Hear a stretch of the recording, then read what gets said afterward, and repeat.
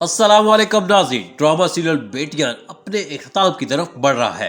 ہم نے second last قسط میں دیکھا کہ فضا جو کہ اپنے گھر آ جاتی ہے اور دانش دوسری شادی کر لے اور اسے اولاد کی نعمت بھی مل جائے، لیکن دانش فضا کے پیچھے آ جاتا ہے اور اسے بنا کر واپس لے جاتا ہے۔ دانش کہتا ہے کہ اولاد یقیناً بڑی نعمت ہے، لیکن مجھے تمہاری ضرورت ہے کیونکہ میں تم سے پیار کرتا ہوں۔ دانش گھر جاتا ہے تو اس کی ماں فضا پر غصہ ہو جاتی ہے کہ تم کیوں واپس آئی، بڑی ڈیٹھ میٹھی کی بنی ہو، تمہیں کہا بھی تھا کہ اب واپس مت آنا۔ یہ سن کر دانش حیران رہ جاتا ہے کہ میری ماں نے اصل میں فضا کو یہاں سے جانے کا کہا تھا، اور وہ فیصلہ کرتا ہے کہ وہ گھر چھوڑ جائے گا۔ وہ گھر سے جانے کے لیے فضا کا ہاتھ پکڑتا ہے، لیکن فضا اس کے ساتھ نہیں چلتی اور کہتی ہے کہ میں یہ نہیں چاہتی کہ آپ اپنے والدین سے دور رہیں۔ تو دانش اپنی ماں کو کہتا ہے کہ دیکھیں، فضا نے ہمیشہ آپ کا ظلم خاموشی سے برداشت کیا، آج بھی وہ یہی چاہتی ہے کہ میں آپ لوگوں سے دور نہ رہوں۔ اب دانش کی ماں کے دل میں بھی فضا کے لیے اچھے جذبات پیدا ہو جائیں گے اور وہ بلاخر فضا سے معافی مانگ لیتی ہے۔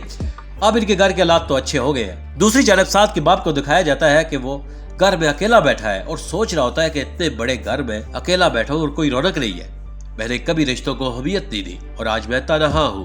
اگلی قسط میں، لاسٹ قسط میں، آپ دیکھیں گے کہ انم اپنے بیٹے کی سالگرہ بنا رہی ہوگی اور ایک عالیشان تقریب کا انعقاد ہوگا۔ انم کی ساس دیکھ کر خوش ہوگی کہ اگر فائق ہوتا تو وہ بھی اپنے بیٹے کی سالگرہ ایسے ہی بناتا۔